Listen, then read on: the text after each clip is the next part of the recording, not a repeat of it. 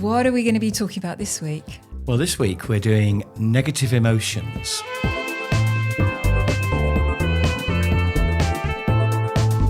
Which you might think are not part of happiness. But of course, getting rid of negative emotions would increase our happiness. It makes me so angry that I can't get rid of my negative Yes, emotions. they annoy me as well.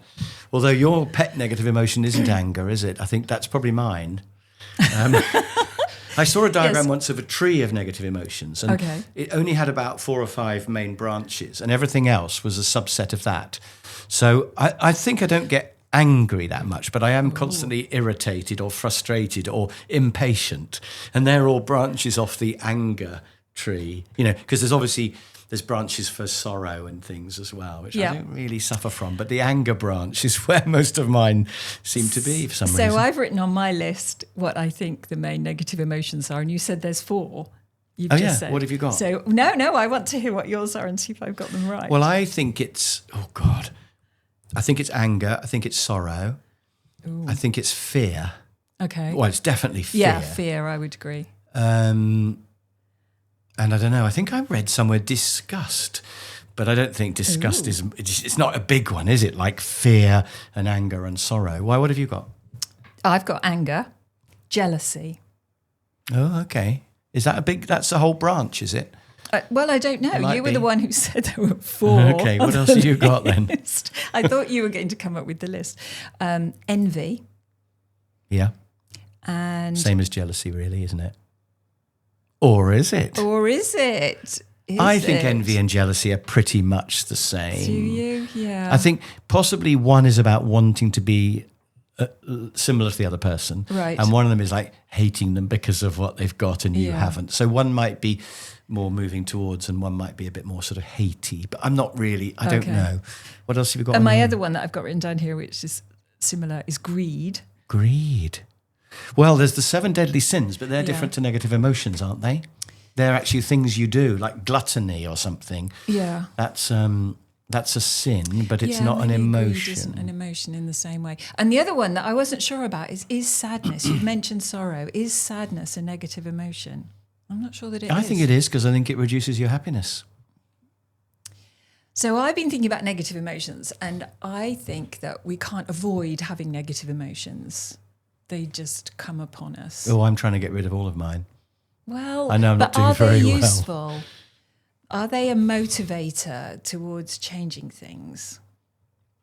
And should you just shut them out? So anger, for example, maybe you should let a little bit of it run to make things happen. It's a little bit I'm just laughing of a motivator. We drove over here half an hour ago, and as we drove over here, I was right up behind people and I was nearly hooting. I was thinking, why is that bloke stopped at the lights when they've turned green? He didn't instantly pull away. So I can't claim to have succeeded dealing with my impatience. But to answer your question, should we get rid of them? I think they are a survival thing. So something like fear, we need that, because if we didn't have fear, we would be eaten by a tiger. Right. Yeah. So we need it to survive. But I think the main thing is you don't want to let them get out of control. So you don't want to live your life in fear. No. And you don't want fear to stop you doing things that would be good if you did them. Yeah. Like, I don't know, making a podcast, let's say. So I think in small amounts they're a good idea, but you mustn't let them run your life. That's the way I see them. And something like even being annoyed or irritated by something, I think that pushes you into doing something. You think, I'm sick of that. I'm going to sort that out. Yeah. And so I think as a sort of spur to action, sorry, to clear my throat and edit that later. So I think as a kind of a spur to action, I think they're probably a good thing. But the main thing is to not let them, not to fan the flames and let them consume you. So, for example, if you're driving and another driver does something annoying, you could just have a little fleeting bit of irritation. In fact, you almost can't avoid that. But the thing is to let that go. Let it go. He did that. Never mind. It was annoying, but doesn't matter. But if you go, I can't believe he did that. I'm going to, when people do that, it really annoys me. And if you fan the flames, you can get yourself into a right old state. Yeah.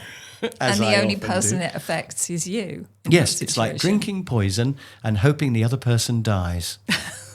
Which somebody told me that, and I think that's so brilliant. Because and hate is like that. Yeah. If you sit in your house hating your next door neighbour, all you're doing is you're drinking poison and hoping that they die. And obviously we don't want anyone to die, do we? It's not about that. But the point is it's just utterly stupid because you're the only one who loses. And even getting angry in the car, you're the only one who loses because it makes you less happy. The other driver doesn't even know. No. And even if you hoot, they probably just think, it's probably not me, or the guy's an idiot. You've always had a thing going, you hoot the horn and then you go, they know that was a Just friendly hoot. Just a friendly little tap. No, they don't. They're sitting in there feeling upset or angry with you. Well, I think in a minute we'll go on to your negative emotions. We'll move on from mine. But, I don't have any, of course. But I went to a talk a while ago. I think it was actually by... Who was the Irish philosophy guy we used to go and see talks by? Shane Mulhall. Shane Mulhall. I would urge anybody to Google Shane Mulhall because I think you can download his talks, can't you, from the internet somewhere. And it's not often I go to a talk and my mind is totally blown by something that somebody tells me that I then use forever. And this I got from him. He said that we are all naturally happy and we have... it's a bit like the sun is always shining, but quite often there are clouds, especially in England, there are clouds blocking the sun out. And you can't make the sun brighter, but if you could get rid of the clouds, then the sun would always be shining. And he said, we're all naturally happy, but we have these clouds called negative emotions. And so the biggest way to be happier is to get rid of negative emotions, or at least to push them right down to when they're only fleeting and not to fan the flames and let them build up. But the thing he said that I thought was absolutely fantastic was he said that you are actually choosing your negative emotions because you think you get a payoff. So I'm choosing to get really impatient when I'm driving in my car because I think it gives me some sort of payoff. My brain, which is not always doing the best for me, because it's basically a caveman brain, and it was probably quite useful when I was a caveman, but in the modern world, it's not so good. My brain thinks that getting impatient will get me there quicker. Yeah. And of course, well, actually, I think I probably do arrive about 10 seconds quicker by being really impatient throughout the whole journey. But really... if I stand back and think about it, it's utterly stupid to spend the whole journey angry in order to perhaps gain 10 seconds and probably upset all the other drivers on the road. And probably, not to mention your passenger. Yes, a passenger, yeah. And also perhaps even to be dangerous. Yeah. So he said, you're choosing negative emotions because of a perceived payoff, and that payoff is always false. And I just think that's an amazing idea. Firstly, that we choose them. Secondly, it's a false payoff. But once you realise it's false, you can then get rid of those negative emotions. So I want to talk about one of your negative emotions now, if we may. If we may. What do you think your top... by the way, I think everyone listening to this has probably got a pet negative emotion. And it's probably different for everyone. Yeah. So the job of listeners is to think about what theirs might be, as well as laughing at us. I'll admit that impatience or frustration or whatever is probably mine. I don't think I have many others actually, but one's enough if you do it all the time. But what do you think I think I know the answer to this, but what do you think your top negative emotion is? Do you want the top 10 or do you just want the top one? I've got two for you, but I think one has got reduced, but another one has taken its place over about the last 10 years. Okay, so I think you're going to say fear. Which shows itself in procrastination. I was going to say... Is that a negative emotion? Yes. Well, procrastination is a negative activity. But I was going to say worry, because worry is a branch of fear, isn't it? Yeah. So fear is a big branch on the tree, and then worry's on there as well. Yeah. And I think you do worry quite a lot about things. I don't worry, to the point of almost stupidity. I just wade in and do things. You certainly do. But then that's good because I'm behind you going, no, don't do it like Luckily, that. somebody checks that we've got the tickets when we go to the airport. I have actually, by the way, for the benefit of listeners, I have actually arrived at the airport having left my passport at home. Without your passport. I've done that quite recently. But I think worry is... So if we took worry as an example... Yeah. What would be the perceived payoff? Why would... someone choose? Why do you think you choose to worry about things? Because you think you're making a difference. You think if I worry about it, then it won't happen because I will do Think of something everything. extra, or I'll think of everything. But the thing about worry is that it's a bit passive, isn't it? Because you're usually not doing anything. You're worrying about something that you first of all can't affect, or that you haven't done, or that you think, if I worry about it, it won't matter if I don't do it. Yes, I think some people worry instead of doing stuff. Yes. I've got to give a talk next week, and I'll Yes. just worry instead of planning. Instead of planning it. But actually, what you said was brilliant, because you could be worrying about something you can't do anything about. You know, I worry that when we get to the airport, there's going to be a massive strike and baggage handling strike, and we won't get to our holiday. We're going to crash. There's no point in worrying about that because you can't do anything about it. No. So mostly that's the perceived benefit, is it's going to make a difference. Yes, and then of course it doesn't. And of course it's false. And once you realise it's false, can you then push the worrying away and not worry? Yeah, I think you can, can't you? Or you can you can convince yourself.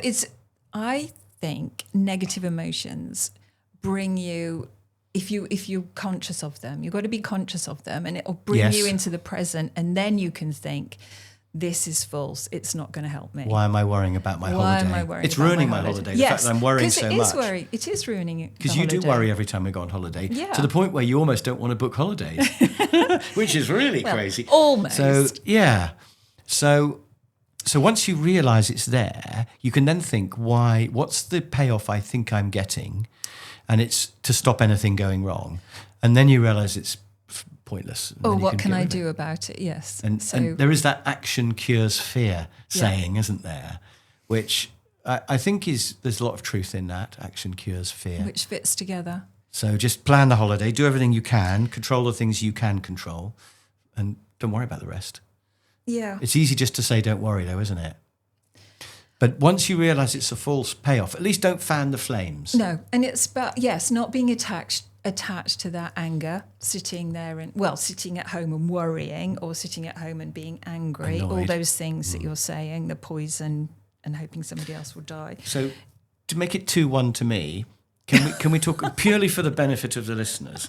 Can we talk about one more of your negative emotions, which I think is a really interesting one? Okay. Which I think you've got a lot better on because it's been replaced by worry, which is guilt. Okay. Because you used to feel really guilty about lots of things. Yeah. I think, but I think you don't suffer from guilt as much as you used to.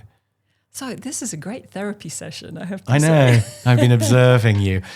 But do you think you don't feel guilty about stuff as much as you used to?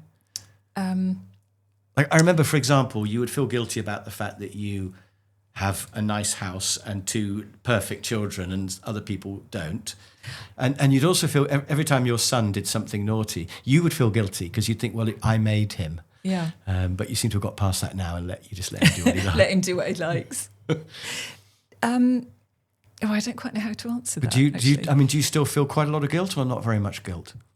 On a typical day, do you feel guilty most days? Yes. Oh, do you? Yes. But I'm not attached to it, I like to think. I just feel guilty about something, and then I can remind myself that actually I don't need to feel guilty about that because it's not my responsibility. Or yeah. Is it because you've been studying detachment that you've managed to leave guilt behind a bit? Yes, definitely. That's Because you've just got to everything. You need to be as much as you can detached from things. Yeah. Now I'm feeling guilty because I can't answer the question. Because I think the perceived payoff of guilt is, well, first of all, it's the same as worry. You think I'll feel guilty about it, and then it won't matter. Yeah. I'll steal that bag of sugar. But which if I feel guilty, you've got to stop doing that. I mean, I've told you about that before, especially sugar. I don't know why you. No. But let's take a really. Suppose you feel guilty because your house isn't perfectly, spotlessly hoovered. Yes. There are some dog hairs that have been there 2 whole days. that isn't my house straight away. Well, what you mean? Because they've been there a week. I know, but suppose you feel guilty that your house isn't perfect. The payoff of that is to say, I haven't cleaned my house, but at least I feel guilty about it. So I'm not a bad person. Exactly. Because at least I feel, because if you had a terrible house and you didn't even feel guilty, you'd be a terrible person. So it could be convincing yourself you're a good person. I think the other purpose of guilt is that the guilt might make you decide to do something about it. And the guilt might, if I feel guilty enough, I will clean my house. If you come into the consciousness that I'm feeling guilty about this, and that is negative and no good to you or to the house or to the dog hair, then if you come into the consciousness of that, then you'll do something about it. Yes. So the guilt does have an effect. Well, Just that's the theory, isn't it? That the perceived payoff is that feeling guilty will make you do something about it. So as the practical, useful side of this is that if you feel a negative emotion, you've got to think about what it's telling your brain and why it's not the truth, or can you do something about it? And well, I think quite often, I mean, if guilt led to an action that fixed the problem, like hoovering the house, let's say, guilt would go extinct.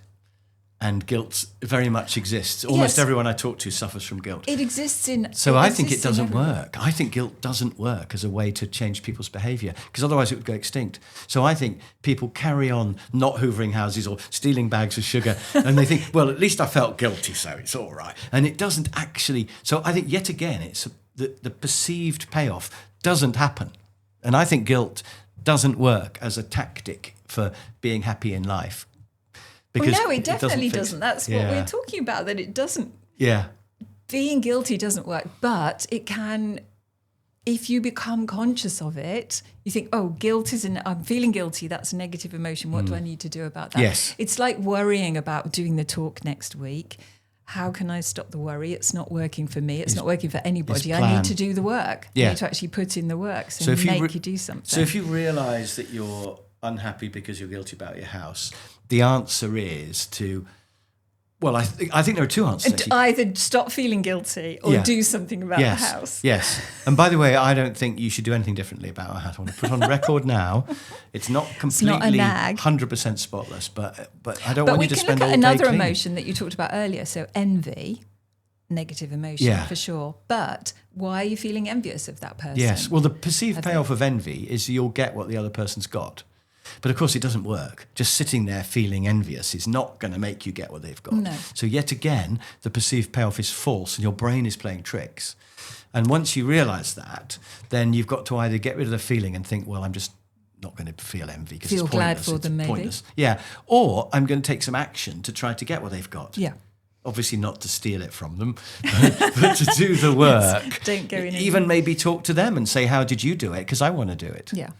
And I think it's always those two things. So going back to guilt, just only briefly one more time, it's either do loads of hoovering, because then, actually take the action to make yourself feel happy, get rid of the negative, or say to yourself, this is a pointless emotion. Yeah. I don't want to waste my time hoovering, because it is a waste of a life, hoovering. And I'm going to push guilt away by realising that it's a useless emotion. It's not going to ever make me happy. It's not going to work. It's not a good strategy. So therefore, coming back to the point about negative emotions, is that they can, if you take the time to recognise them and come into the present, you can do something about it. Yes. So you can use the negative emotions in a positive way if you're aware of them. Yes. If you make yourself aware of them. And going back to my one of being impatient while driving. Yeah. This could change my life, by the way. Yeah. Yes. Well, yes, I could either, one action is don't come in the car with me. But really, the only thing I can do is to push that emotion away, saying it's a pointless emotion, because it doesn't get me any quicker. No. And once I realise I don't get there quicker, I can just think, I'm not going to fan the flames. I'm just going to... You can't stop it welling up briefly, but then you just think, but this is pointless, because it doesn't matter. And I'm the one drinking the poison. It's not affecting the other guy. I'm just going to push it away and not do it. Yeah. And that's the only answer, isn't it? Yeah, like self-management inside your head. That's quite difficult. Yes, I would say accept the anger and then push it away. Yes, didn't Shane Mahal say, be angry for about 5 seconds? Yeah. Just wallow in it for 5 seconds and go, oh, I can't believe that guy did that. And then think, right, I feel better now. And then you can just push it away and carry on driving. Yeah. And just think, you don't want it's to his problem, suppress not things. mine, isn't it? Yeah. If he goes around doing that sort of thing, let's assume another driver has done something bad. He's the one who's going to live with that, and I don't have to. I can ignore it. But also, if you're sitting there and I'm sitting next to you and think, I mustn't feel angry because Sally will get angry with me, then that's not helping. You No. need to feel it and then realise that it's not the right thing. And practice, Yes. got to do the work, do it over and over again, and then hopefully... Practice is interesting. So all these things are habits, I think, aren't they? Yeah. So I have to do it more than once then. Afraid so. I've got to make it On a every habit. journey. That every time someone else, another driver, does something that I think is stupid, I've got to think, okay, that was stupid by him, but I'm not going to be annoyed. In fact, I think we'll do an episode on this, but self-talk is interesting, isn't it? So if my self-talk is to say to myself, he's not going to make me angry. If he makes me angry, he's won and I've lost. Yeah. That's one that appeals to me, actually. So I'm not going to be annoyed by that. And if I keep saying that, that just becomes part of my thought processes. Yeah. And then I can just be calm. You telling me to calm doesn't work, of course. No. It makes it worse. But if I say to myself, I must be calm, then that could probably, that's the way to do it. Yeah. So what we're saying is identify what your pet emotion is. Yeah. Realize that it's pointless, perhaps by thinking about the payoff you think you're going to get, but you actually don't get. So you realize it's pointless, and then say to yourself, I'm not going to give house room to that emotion or I'll let it just be there for 5 seconds, but then I'm just going to push it away. It's just an emotion. I've got a little note here, which I got from somebody, which is don't hurry the journey. So you're kind of learning as you go along. You're talking about my driving now? No, I was, sorry, okay. no. No, I wasn't talking about the drive. I was talking about the journey of your life. Yes. So you can learn to not be guilty, not be envious, not be whatever, just by accepting that those things come along and then you can change. Well, I just want to pick up on something you just said briefly before we finish, which is that you said it's just an emotion. And the point is that all these emotions are sort of imaginary, aren't they? So as I drive along in my car, having all these emotions about things, that's just my interpretation of so the world. Yeah, so if I think another driver is annoying, that's only my opinion inside my head. Yeah. You know, whether they actually are annoying or not is, you can't even really measure that. So I can choose whether that driver is annoying or not. I can choose how I interpret everything that happens to me. Yeah. So if a guy pulls out, I can interpret that as annoying, or I can interpret that as, oh, he's in a hurry, or he's not had much practice at driving, or his eyesight's not very good, or whatever, and I can just let it go. So all these emotions are purely in my head, and they're my choice. They're not facts or unavoidable things. They're just not important. No, and I should be able to control them. It's interesting because sometimes on training courses, I say to people, would you like to get rid of all your negative emotions? And everybody says no. They I'm always sure they say no. No, because they all think they're getting payoffs from them. And apart from not being eaten in the jungle, having a bit of fear, you don't want to live your life in fear or guilt or worry or anger, do you? But they all cling onto them because they've never thought about the effect those are having on their happiness. Well, my philosophy classes, when we started learning about detachment from fear and anger and blah, blah, we all went, oh no, life will be so boring. Boring if we can't do these things. But actually, as you grow up and think about it, then they're not so good. If you're a child, you're just angry or sad. But would life be boring if we just floated along on a sea of happiness? No, I don't think it would. That's a a question. Subject for another episode. Yes, that is a subject for another episode, isn't it? Would life be boring if we were happy all the time? Should we do a quote? Can I squeeze one more thing? Oh, in? yes, I've just suddenly thought of something else, which is that people say you can't be happy unless you're unhappy. And they then say that means you've got to be unhappy half the time. Ooh. And I think that doesn't follow. I think you've got to be unhappy once to know, you've got to be hungry once to know how great it is to have food. Yeah. You don't have to be hungry all, half the time. No. Actually, it's a bad example because eating food is better if you're hungry. But I do think that as long as you're unhappy occasionally, that's enough to know what it's like. And then you can be happy all the rest of the time. So I don't think we're fixed in that we have to be unhappy half the time. No, definitely not. I don't think there's that Muller yogurt advert, isn't there, where he's loving the yogurt, but somebody else has to be unhappy to pay for it. So while he's having his yogurt, somebody's falling off their bike or something. And I think it's a really funny idea. But it's not as if there is a fixed amount of happiness in the world. No, absolutely not. So you absolutely can increase your own without decreasing anybody else's, probably increase other people's as well while you're doing it. And getting rid of negative emotions is, I think, one of the biggest ways to do it. I think this is a really important episode we're recording. It's your negative emotions. It's not the negative emotions of the whole world. No. So... No, you can only fix yours. And in fact, pointing out other people's negative emotions doesn't really work. No. Saying, well, you shouldn't be getting annoyed, you know. So all you can do is work on yourself. Yeah. Identify your own, work on your own. I think we agree on that. Yeah. Excellent. Right. Should we get a quote out of the jar then? Yeah. I think it might be my turn to see what's in this unfeasibly large pot, which has got a tiny piece of paper 2 in the bottom. Right, here it is. And the quote is... Ooh, actually, this fits quite well. Great. Luckily. The happiness of your life depends on the quality of your thoughts. So I was saying earlier on, it's about your emotions and, you know, they're imaginary and sorting them out. This person's gone a bit beyond that, haven't they? The quality of your thoughts, which I guess, how can you improve the quality of your thoughts? I mean, reading, I suppose, and, you know, getting ideas from podcasts like this. Just enjoying. Yeah. The happiness of your life depends on the... By the way, who do you think said that? Put you on the spot. No idea. Although this is a guy who has... You can almost bet it's him because almost every happiness quote comes from Marcus Aurelius. Oh, right. Of course. A Stoic. Yeah. The quality of your thoughts. Yeah, the Stoics. Was he a Roman emperor or just a sort of well-read Roman? Marcus Aurelius? He wasn't actually like Caesar, was he? He wasn't an emperor of Rome, was he? Or was he? Yes, he was. He was. We think he was. Yeah, okay. for sure. Whoever he was, Marcus Aurelius. He was certainly an emperor. He was certainly quite a guy. I keep thinking I must get his book and read it from start to finish. You don't need to get it because we've got it at home in the library. But I mean, I need to actually pick it up and read library. it. Yes. But I think it might be quite tough to read it right through because it's probably full of really it's easy meaty things like that. It is, but it's all little...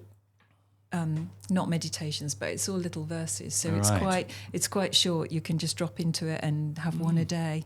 We should do an episode on happiness books. Oh, that would be good. We will then. Okay. Anyway, good old Marcus Aurelius. Yeah, the happiness of your life depends on the quality of your thoughts. Yeah.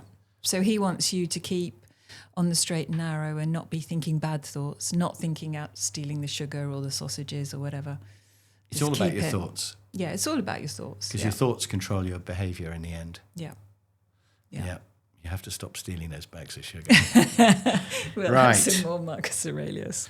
So that's good. That's the end of this episode then, isn't it, really? Thank you very much. And all I would say to anybody who's enjoyed this episode is please do follow us on Spotify or go to YouTube and subscribe. Yeah, give us 5 stars. Or wherever you get your podcasts. Give us 5 stars. Please, give us 5 stars because it's early days for us, so we want people to find the podcast.